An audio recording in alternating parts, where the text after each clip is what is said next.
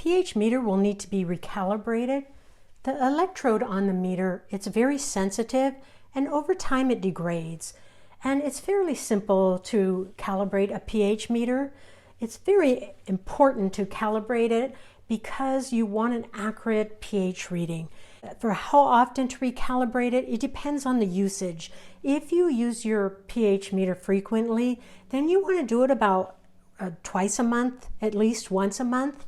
If you haven't used it in a while, you really should also recalibrate it to make sure that you get an accurate read.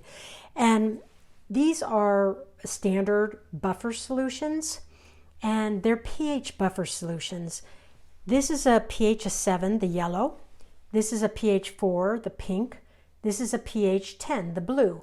They color them so that you don't get them mixed up.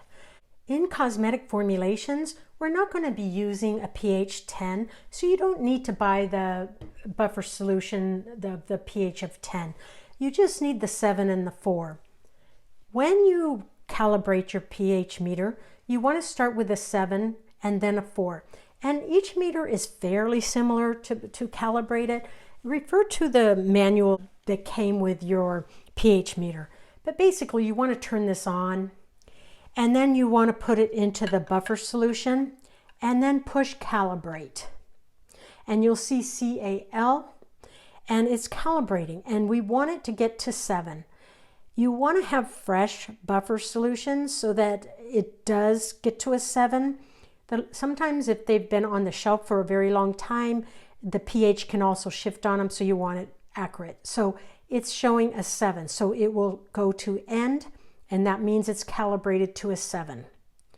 I make sure that buffer solution is not on here anymore. So now I'm going to put it into the pH of 4, and I'm going to hit calibrate again.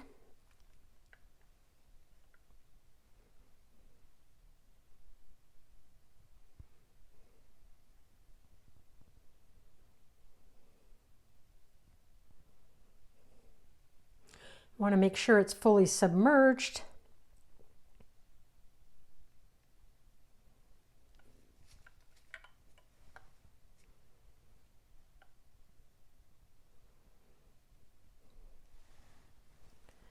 You can see it's blinking 4.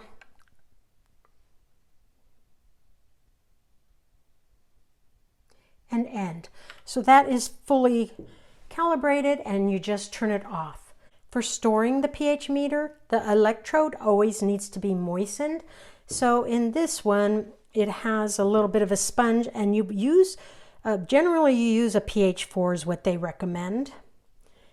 And then that way it keeps the electrode moistened. If that is not moistened, then it will get ruined. This one actually has that you fit it into the base of it.